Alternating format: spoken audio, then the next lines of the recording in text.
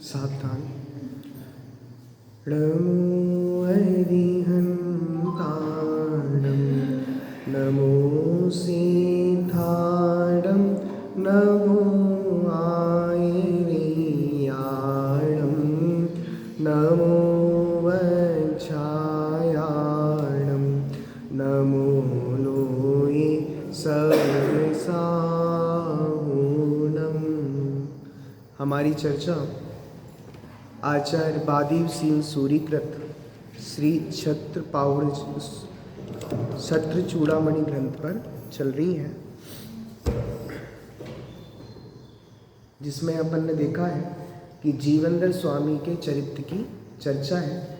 सबसे पहले कल अपन ने देखा था ये 14 नंबर का श्लोक, एक बार पढ़ते हैं कि कौन सी नगरी की कथा है। ये यास्ति भारते खंडे जम्बूदीपस्य मंडले मंडलम हेमकोशाभम हेमांगद समावयम्। इस मध्य लोक में जम्बूदीप के भूषण रूप भरत खंड में स्वर्ण के खजाने के समान आवाज जिसकी, ऐसा हेमांगद नाम का देश है। कल अपन ने देखा था ये कथा कौन से देश की है? हेमांगद देश की। देखिए सरलार्थ पढ़ते हैं। इस मध्य लोक में जम्बूदीप के भूषण रूप भरत क्षेत्र के अंतर्गत आर्य खंड में स्वर्ण के भंडार की कांति के समान हेमांगद नाम का देश है। हेम कहते हैं सोने को, सोने का एक पर्यायवाची है हेम। तो इस नगर की आवा कैसी है? स्वर्ण के समान। जैसे सोने की लंका थी ना, अब वो हो या ना हो हमने तो पढ़ी है, ऐसी इस नगर की जो आवा थी वो किसके समान थी? स्वर्ण के समान। चलिए, अनादि काल से आज तक मुक्ति को प्राप्त अनंत अरियंत भगवंतों के परम ज्योति स्वरूप केवल ज्ञान में ज्ञात इस मध्य लोक में असंख्यात द्वीप समुद्र है। हम जिस मध्य लोक की चर्चा कर रहे हैं उसमें कितने द्वीप समुद्र हैं? असंख्यात द्वीप समुद्र हैं। असंख्यात का मतलब होता है जिसको अपन गिन नहीं सकते, अनकाउंटेबल। इतने द्वीप हैं और इतने समुद्र हैं। उनके बीचों बीच थाली के आकार समान एक गोलाकार जम्बूद्वीप है। किसके समान? थाली के आकार के समान है। नहीं तो आप कहोगे साइंस भी कहता है पृथ्वी गोल होती है, और हमारे यहाँ भी कह रहे हैं जम्बूद्वीप कैसा होता है? गोल होता है। तो साइंस की बात सत्य हो गई ना। अरे साइंस पृथ्वी को गोल कहता है, वो फुटबॉल के आकार जैसा गोल कहता है। आपने ग्लोब देखा होगा ना, ग्लोब, ग्लोब कैसा है? फुटबॉल के आकार की तरह गोल है। पृथ्वी फुटबॉल की आकार की तरह गोल नहीं है। आप कहो थाली के आकार की जैसी गोल है, पृथ्वी फुटबॉल के जैसी आकार की गोल मानना वह तो साइंस मानता है, लेकिन सर्वज्ञ भगवान ने ऐसा नहीं कहा। और आपको देखो, जम्बूद्वीप की मुख्यता से सार्थक नाम वाले इस जम्बूद्वीप के भरत क्षेत्र के आर्य खंड में हेमांगद नाम वाले एक सुप्रसिद्ध देश है। आपको पता है जम्बूद्वीप का नाम जम्बूद्वीप क्यों रखा? जम्बू वृक्ष के कारण। जम्बूद्वीप में एक जम्बू नाम का वृक्ष है। कौन सा वृक्ष है? जम्बू नाम का वृक्ष है। उसमें उसके कारण इस द्वीप का नाम क्या रखा? जम्बूद्वीप। चलिए, इस जम्बूद्वीप के भरत क्षेत्र के आर्यखंड में हेमांगद नाम का देश है। अब इस देश के अंतर्गत देश की राजधानी क्या है और वहाँ कौन से राजा राज करते हैं, देखते हैं। तत्र राजपुरी नामा राजधानी विराजते राजा राजपुरी सृष्टौ सृष्टुर्या मातृकायते। उस देश में, कौन से देश में? हेमांगद देश में। हेमांगद देश में राजपुरी नाम की, कौन सी? राजपुरी नाम की राजा की प्रधान नगरी सुशोभित है। कौन सी? राजपुरी। कौन सी नगरी थी? राजपुरी। राजपुरी राजा की प्रधान नगरी सुशोभित है, जो ब्रह्मा के कुबेर की नगरी की रचना में माता के सदृश आचरण करती है। देखिए बड़ा सुंदर अर्थ है इसका। हेम समान कांति युक्त उस हेमांगत देश की राजपुरी नामक राजधानी है। हेमांगत देश है, देश की राजधानी क्या है? राजपुरी। क्या है? राजपुरी। जिसकी सुंदरता को देखकर ऐसा लगता है कि मानो ब्रह्मा ने इसे देखकर ही कुबेर की नगरी अलकापुरी बनाई हो। आपने सुना हो इतिहास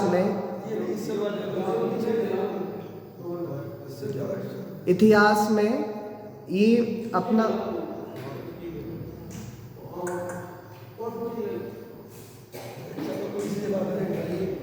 चलिए अलकापुरी नगरी बहुत फेमस है। कुबेर जहाँ रहता है उसे अलकापुरी नगरी कहते हैं। और उस अलकापुरी की रचना किसने की है? ऐसा माना जाता है कि उस अलकापुरी की रचना ब्रह्मा ने की है। किसने की है? देखो विशेषार्थ में इसका बहुत अच्छा खुलासा है। हिंदू धर्म की मान्यता के अनुसार इस सृष्टि का कर्ता ब्रह्मा है। ब्रह्मा को ही कर्ता मानते हैं। वो कहते हैं ब्रह्मा ने ही सृष्टि का निर्माण किया है। यह किंवदंती जगत प्रसिद्ध है। साहित्यकार को ऐसे प्रयोग करने की छूट होती है, अतः कहते हैं ब्रह्मा ने इस विश्व को उत्पन्न किया है। अब सब जगह ये बात फेमस है, हमको किसने बनाया है? ब्रह्मा जी ने।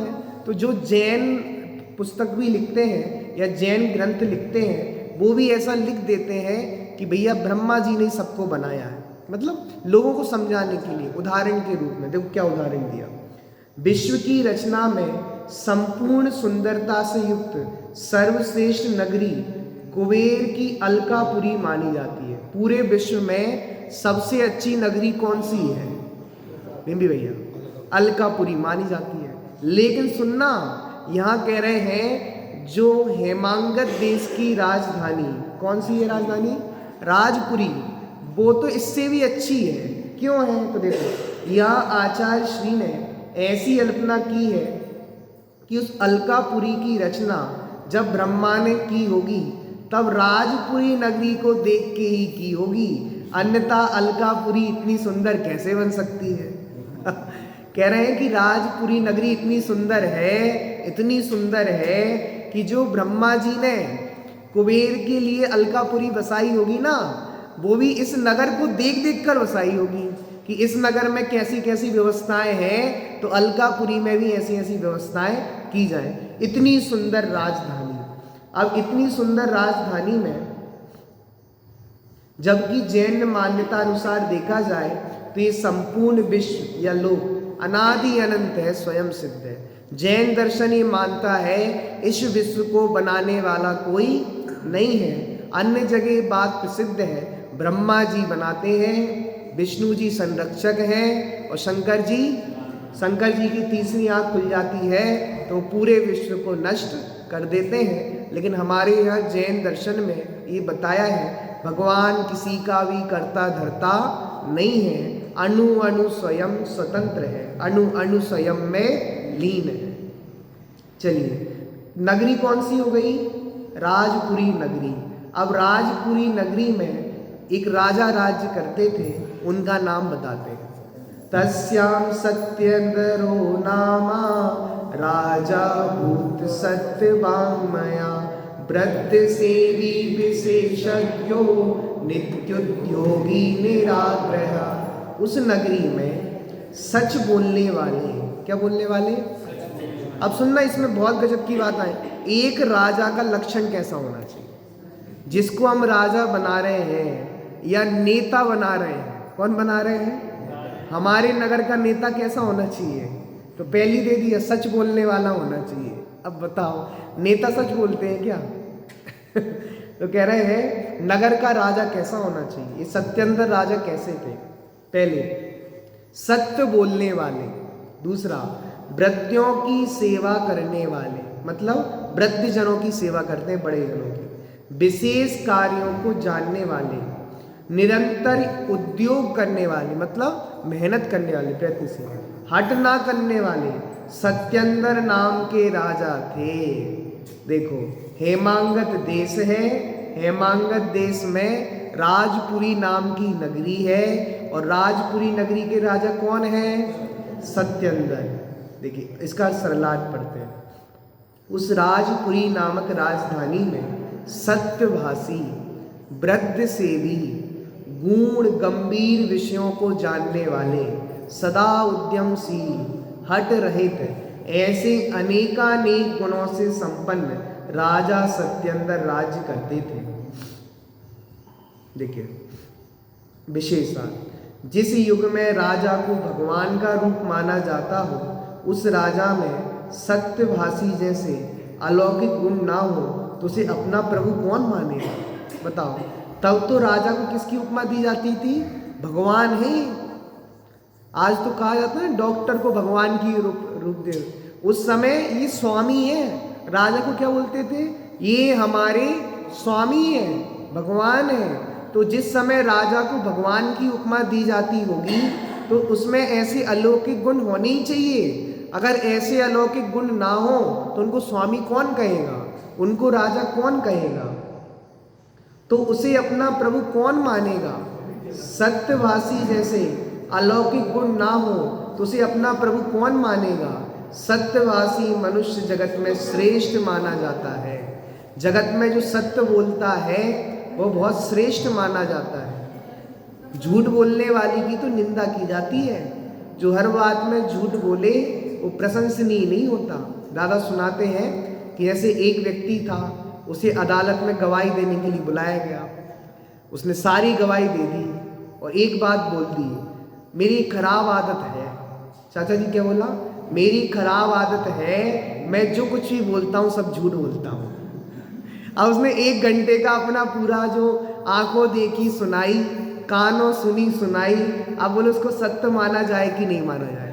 झूठ बोलने वाले के सारे गुण मिथ्या हो जाते हैं और सत्य बोलने वाले के सारे गुण सम्यक हो जाते हैं। इसलिए कह रहे हैं राजा कैसा होना चाहिए? सत्य बोलने वाला हो। अब बताओ आजकल के जो नेता हैं जिन्हें हम राजा की पदवी देते हैं वो कहाँ सत्य बोलते हैं? झूठ बोले वो उतना बड़ा राजा कहलाता है आज के ज़माने में। जो जितना झूठ फेंक सकता है उतना बड़ा राजा। और बताओ राजा, हमारे आजकल के नेता कितने बड़े बड़े वादे करते हैं, कितने पूरे होते हैं? भैया लोग समझदार हैं, लोग जानते हैं कि इनने जो लंबे चौड़े चौड़े वादे किए हैं वो कभी पूरे नहीं होंगे, लेकिन करें क्या? एक ज़्यादा झूठ बोलने वाला है, कम झूठ बोलने वाला है, तो जनता कहती है जो कम झूठ बोल रहा है उसको ही दे दो। ऐसी है आजकल की नीति। और दूसरा गुण, वृद्ध सेवी। वृद्ध सेवी का अर्थ मात्र आयु में वृद्ध लोगों की सेवा शुश्रूषा करना नहीं होता, परंतु जो आयु में भले ही छोटे हों परंतु ज्ञान वैराग्य में वृद्ध अर्थात विशिष्ट हों, उनकी सेवा करना। जो राजा सत्येंद्र थे उनमें पहला गुण तो ये था कि सत्य बोलते थे, और दूसरा बहुत सुंदर गुण था वृद्धों की सेवा करते थे। हम वृद्ध नाम सुनते ही हमें याद आता है जिसके बाल सफ़ेद हो गए हों, उसके चेहरों पे झुर्रियाँ आ गई हों, डंडा टेक के चलता हो, आँखों पे चश्मा हो, वो ही वृद्ध होगा। ऐसा नहीं है। कुछ होते हैं आयु से वृद्ध। किससे वृद्ध होते हैं? आयु से। जिनकी आयु अधिक है। कुछ होते हैं ज्ञान वृद्ध, कुछ होते हैं वैराग्य वृद्ध। तो भैया जो आयु से बड़े थे उनकी भी सेवा करते थे, अपने से बड़े जनों का आदर करते थे, सत्कार करते थे। और दूसरी चीज, अपने ज्ञान में भी जो बड़े हों, जो ज्ञानी हों, विद्वान हों, पंडित हों, उनकी भी बहुत सेवा करते थे। राजा का ये लक्षण होना चाहिए कि उनके नगर में जो विद्वान रहते हैं उन्हें कोई तकलीफ नहीं होनी चाहिए, जो पंडित रहते हैं उन्हें कोई तकलीफ नहीं होनी चाहिए, क्योंकि राजाओं की सभा में विद्वानों को विशेष स्थान प्राप्त होता था। विद्वानों के लिए अलग से सिंहासन होता था कि हमारे यहाँ ये राजगुरु हैं, उनको राजा के समान सम्मान मिलता था। जितना सम्मान राजा को मिलता है ऐसा सम्मान विद्वानों को मिलता था, और विद्वानों को ऐसा सम्मान मिलना ही चाहिए। एक युक्ति भी है, विद्वान सर्वत्र पूज्यते, स्वदेशे पूज्यम राजा विद्वान सर्वत्र पूज्यते। राजा तो अपने ही देश में पूजा जाता है और विद्वान सब जगह पूजा। बताओ, आप अपने अपने नगर के सेठिया हो और आप मुंबई गए और मुंबई में आपसे किसी का कंधा भिड़ गया, आप कहोगे हम बहुत बड़े सेठ हैं, बहुत बड़े सेठ हैं। अब बताओ कौन जानता है, हो गए कहीं के सेठ।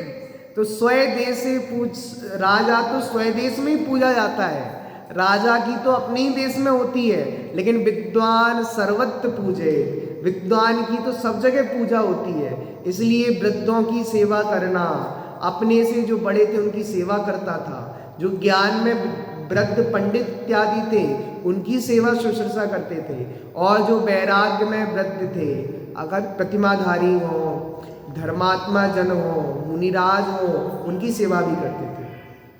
परंतु चलो आगे, राजा हिताहित के विचारक थे, सत असत के विवेकवान होने से सरल स्वभावी थे, कपट नहीं था, हठवादिता से अत्यंत दूर, अपने से विशिष्ट ज्ञानी जनों की उत्तम सलाह का आदर करते थे। अब राजा सत्येंद्र में बहुत गुण थे, लेकिन अब देखना अवगुण कैसे प्रवेश कर जाते हैं। अभी तो गुण बता रहे डिम्पी भैया, हट नहीं करते थे, सबकी बात मानते थे, सबकी सलाह मानते थे। पता है, सबकी सलाह मानना भी होना चाहिए। राजा में दूसरों की सलाह मानने का गुण होना चाहिए। यदि अपनी अपनी चलाएगा तो राज नहीं चलेगा। रावण जो त्रिखंडाधिपति थे, विभीषण जो उनके भाई थे, उनने समझाया था कि सीता जी को लौटा दो, सीता जी को लौटा दो, लेकिन रावण हठग्राहिता कर ली, सीता जी को नहीं लौटाया। तो देखो विध्वंस हुआ कि नहीं हुआ, लड़ाई में मारे गए कि नहीं मारे गए, दुर्गति हुई कि नहीं हुई। इसलिए शिक्षा मिल रही हमें, हमें अपने बड़े जनों की बात माननी चाहिए। बड़े जन जो सलाह देते हैं, ऐसा नहीं हम तो नए जमाने के हैं, हम किसी की नहीं सुनेंगे, नहीं, बड़े जनों की सलाह हमेशा काम आती है। चाहे अपने माता पिता हों, चाहे घर के बुजुर्ग हों, सबकी सलाह मानना। राजा में गुण हो तभी राज्य चलता है। चलिए, विशिष्ट ज्ञानी जनों की उत्तम सलाह का आदर करते थे। ऐसे अनेकानेक अद्वितीय गुणों से संपन्न राजा सत्येंद्र थे। अब देखो कहानी चल रही है। देश कौन सा है? हेमांगल। नगर कौन सा उसमें? राजपुरी। राजपुरी के राजा का नाम क्या है? सत्येंद्र। अब देखो वहाँ की रानी, पटरानी विजया, देखो पढ़ते हैं। महिता महिषी तस्य विसुता विजयाख्या, विजया विश्वनारीणां पातिव्रत्यादिभिर्गुणैः।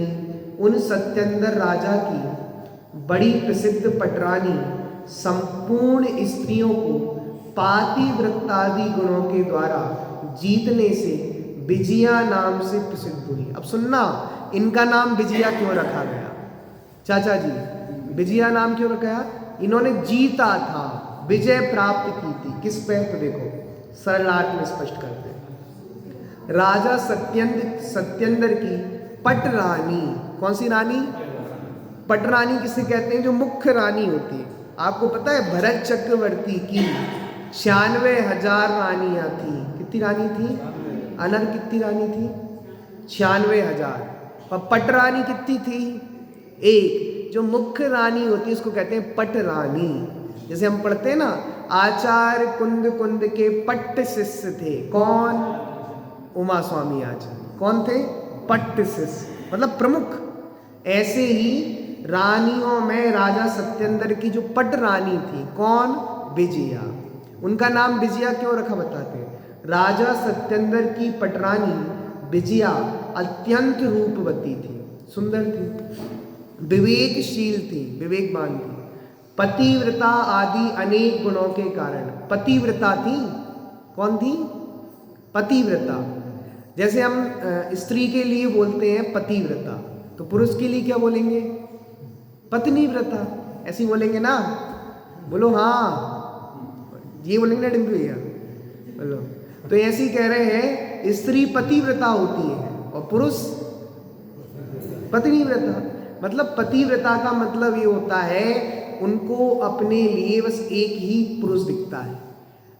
जो शीलवान स्त्रियां होती हैं उनका सबसे बड़ा गुण ये है उन्हें अपना पति ही पुरुष दिखता है और जगत में कुछ दिखता ही नहीं है। ये सीलवान नारियों के लिए है। और सचमुच कहे नारियों का आभूषण तो सील है। हार पहनी हो, मंगलसूत्र पहनी हो और चूड़ियाँ पहनी हो, सब कुछ पहने हुए, ये असली आभूषण नहीं है। असली आभूषण तो क्या है? सीलवान होना चाहिए। आगे, अन्य सब स्त्रियों को जीतने में समर्थ होने से अपने विजया नाम को सार्थक करती थी। मतलब जितनी और रानियां थी राजा सत्येंद्र थी, उनमें सबसे ज्यादा रूपवान थी, विवेकशील थी, उन रानियों से जीतने वाली थी। उन सब रानियों से जीत के पटरानी बनी ना। पटरानी हर कोई नहीं बन पाती, जिसमें विवेक हो, कुछ अतिरिक्त गुण हो, वही पटरानी बनेगी। उन सारी रानियों से जिसने जीतने में समर्थ थी, हर चीज में अच्छी थी, हर चीज में उनसे उत्कृष्ट थी, इसलिए उनका नाम क्या रखा? विजया। राजा सत्येंद्र के समान ही विजया रानी अन्य नारियों की अपेक्षा असाधारण गुणों की धारक थी। अब देखो, सत्य भागते दुर्लभता, इसमें नीति सत्यप्यंत पुरस्त्रीणाम समाजे राजवल्लभा सेवासीना परा काचित् सौभाग्यम ही सुदुर्लभम। अर्थ, अंतःपुरा में, अंतरपुर की स्त्रियों के समुदाय में अनेक रानियां होने पर भी वह ही राजा की प्यारी थी, दूसरी कोई नहीं, क्योंकि निश्चय से सौभाग्य, अच्छा भाग्य अर्थात पति प्रियत्व बड़ा दुर्लभ है। हर किसी को पटरानी का सौभाग्य, एक गजब की बात है ना, सौभाग्य ही सुदुर्लभम। सौभाग्य का मिलना क्या है? सौभाग्य का मिलना दुर्लभ है। भरत चक्रवर्ती की 96,000 रानियां, उनमें से पटरानी का पद किसको मिला? एक को, क्योंकि एक का ही सौभाग्य था। ऐसे ही राजा सत्येंद्र की अनेक पत्नियां थीं, लेकिन पटरानी का सौभाग्य किसको मिला? विजया रानी को, क्योंकि सौभाग्य मिलना बड़ा दुर्लभ है। हर किसी को पटरानी बनने का सौभाग्य नहीं मिलता। देखो सरलार्थ, राजा सत्येंद्र के अंतःपुर में यद्यपि अनेक रानियां थीं, तथापि नारी योग सर्वगुण संपन्न विजया रानी ही थी, जिसके कारण वह राजा की प्रेम की एकमात्र अधिकारिणी थी। ऐसा सद्भाग, पति प्रेम प्राप्त होना दुर्लभ ही होता है। सचमुच दुर्लभ है सौभाग्य मिलना। देखो कितना सुंदर लिखते हैं विशेषार्थ में, रानी विजया सच्चे देव शास्त्रों की श्रद्धा। किसकी श्रद्धा रखती थी? एक श्रावक का बड़ा कर्तव्य है, चाहे वो श्रावक हो चाहे वो श्राविकाएं हैं, पहले निर्णय करें कि सच्चे देव शास्त्र गुरु कौन है। जब तक आपका सच्चे देव शास्त्र गुरु का निर्णय नहीं है, आपका मोक्ष मार्ग की ओर कदम ही नहीं बढ़ा। जो लोग कहते हैं वो भी सच्चे, वो भी सच्चे, सभी सच्चे हैं, चाहे यहाँ मस्तक झुका दो, चाहे यहाँ मस्तक झुका दो, यहाँ प्रसाद चढ़ा दो, वहाँ ये कर दो, ऐसे लोग तो श्रावक नहीं है। श्रावक श्राविका वही कहलाएंगे जिनको देव शास्त्र की श्रद्धा हो।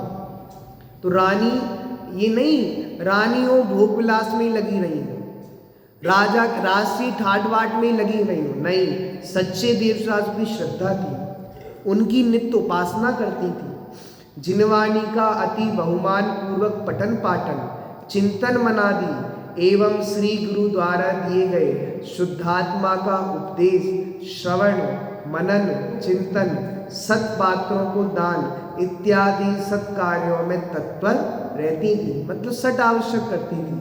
देव पूजा गुरु उपासनी, स्वाध्याय संयमस्तपा, दानम चेति ग्रहस्थाना, सट कर्माणि दिने दिने। ऐसे शुभ कार्यों से पुण्य का विशेष बंध होता है। देव शास्त्र की श्रद्धा हो, जिनवाणी का नित्य श्रवण करते हो, इससे क्या होता है? विशेष पुण्य का उद्भव होता है। उसके फलस्वरूप साक्षात लौकिक सुख के साधन एवं परंपरा से निःश्रेयस सुख की प्राप्ति भी होती है। निःश्रेयस मतलब मोक्ष की प्राप्ति होती है।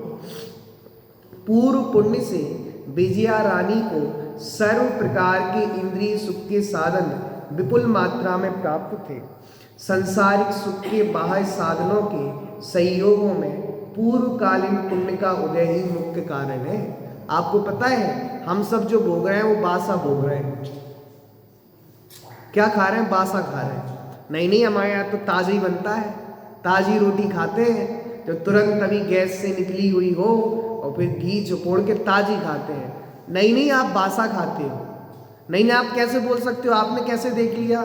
नहीं, जिनवाणी कह रही है हम जो पुण्य का उदय भोग रहे हैं अभी, वह पूर्व में बांधा था। बोलो ताजा है कि बासा है? बासा ही खो रहे हैं हम।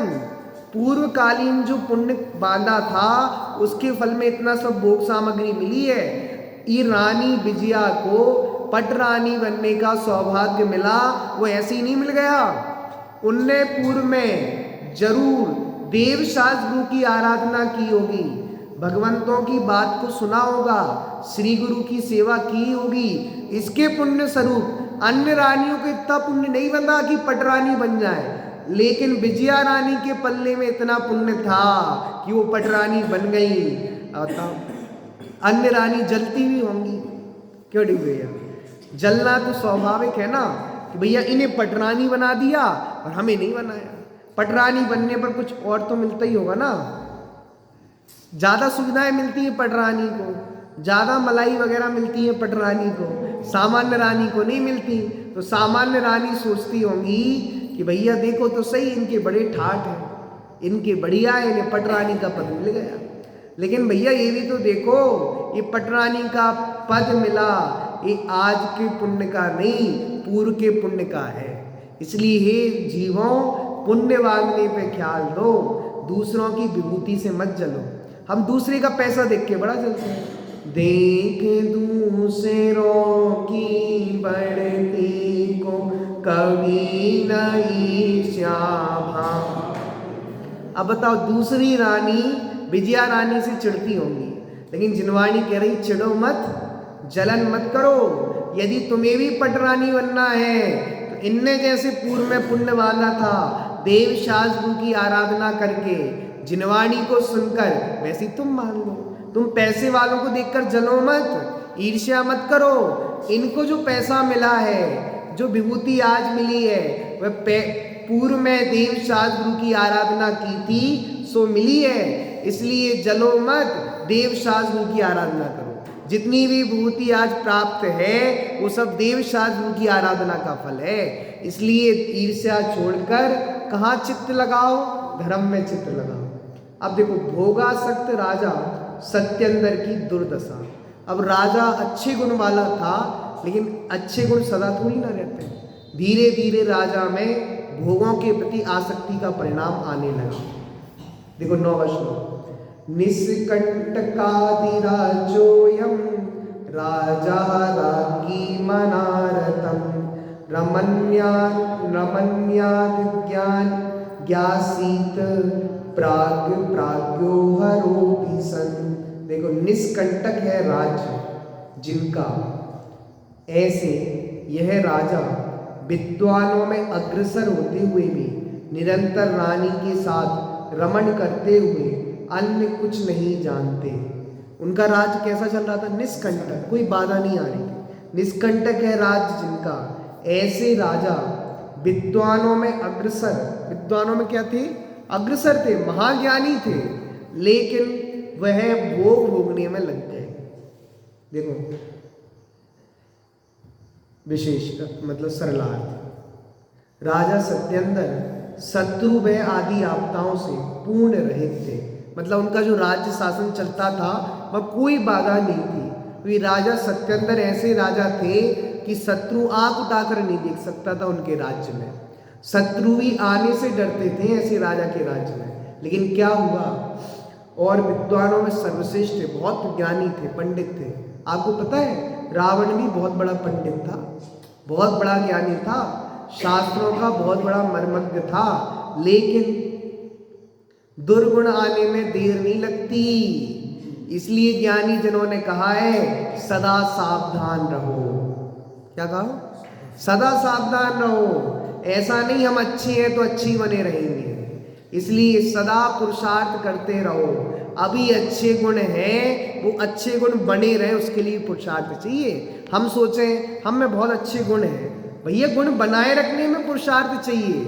जो गुण आज हैं वो सदा बने रहेंगे इसकी कोई गारंटी नहीं है। जो राजा सत्येंद्र पहले नीतिवान थे, गुणज्ञ थे, सब कुछ थे, लेकिन अब भोगों में लवलीन रहने लगे, भोग भोगने में मग्न रहने लगे। देखो इस कारण वे रानी विजया के साथ विषय भोगों में अपना बहुमूल समय खोते हुए भोगा शक्ति के कारण राज्य व्यवस्था के संबंध में किम कर्तव्य विमूढ़ हो गए।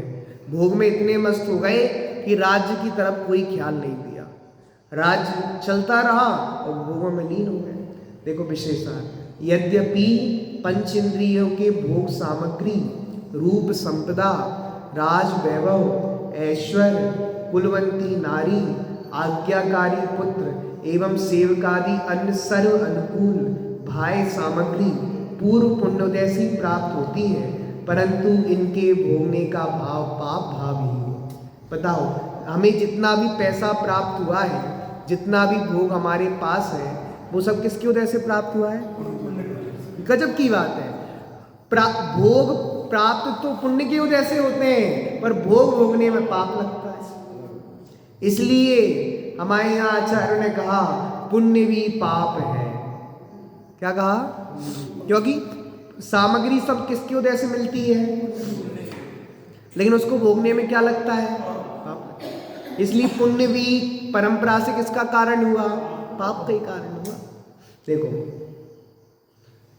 गुड़ पर मक्खी की तरह राजा सत्येंद्र के भोग में सतत आसक्त रहने से, उनके पूर्वकृत पुण्य का निरंतर क्षय होने से भोगों में लीन रहने लगे, पाप का तीव्र बंद करने लगे और पूर्व का जितना पुण्य था सब क्या होने लगा?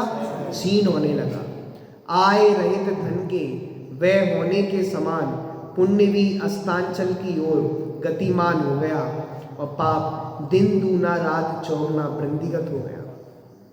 भोगों में इतने लीन हो गए कि पुण्य हो ही नहीं रहा और पाप बढ़ता जा रहा है, दिन दूना रात चौगुना। हम आशीर्वाद देते हैं ना, कोई आया पूतो ना पूतो फलो और दिन दूनी रात चौगुनी कमाई करो। मत दो ऐसा आशीर्वाद, ऐसा आशीर्वाद दोगे फिर उसको धर्म में भी फुर्सत नहीं मिलेगी। ऐसे आशीर्वाद देकर पाप के भागी मत बनना कि तुम दिन दूनी रात चौगनी कमाई करते रहो, दिन में भी लगे रहो, रात में भी लगे रहो, एक सेकंड चैन नहीं मिले, एक सेकंड फुर्सत नहीं मिले, तो काय की कमाई? कहते मरने तक की फुर्सत नहीं। और तुमने आशीर्वाद दे दिया दिन दूनी रात चौगनी कमाई करो। बताओ पता कमाई किसे कहते हैं? कम आई भैया, कम आई, कितना भी कमा लो पर लगेगा कम ही आई है, कम ही आई है। इसको क्या कहते हैं? कमाई। कितना भी पैसा जी इकट्ठा कर ले संतुष्टि होती नहीं। इसलिए कमाई शब्द इस बात को बता रहा है कम आई। आती कम ले, आती तो बहुत है, लगती कम है। इतनी हमारी इस जीव की तृष्णा इतनी है कि बहुत है, जितना आ जाए तृप्ति नहीं होती। तो देखो विषयानुराग किसी भी इंद्री का क्यों ना हो, उसका भोग वर्तमान काल में पाप एवं दुख रूपी है और भविष्य काल के दुख का कारण है। इसलिए पुण्योदय के काल में विषयों से विरक्त रहकर सच्चे देव शास्त्रों के आश्रय से जीवन को धर्म में बनाना चाहिए। यही मनुष्य भाव और पुण्य फल प्राप्ति की सार्थकता है कि हमारा सारा समय पुण्य कमाने में ही जाना चाहिए, देव शास्त्र की आराधना में ही जाना चाहिए, क्योंकि ये पुण्य की वजह से सब कुछ मिला है और इसे पुण्य में ही लगाने में सार्थकता है। पैसा किसकी वजह से मिला है और कहाँ लगा दो? पुण्य की वजह में लगा दो, सार्थकता है। और वही पुण्य की वजह से मिले पैसे को अगर पाप में लगाएंगे तो घाटा ही है।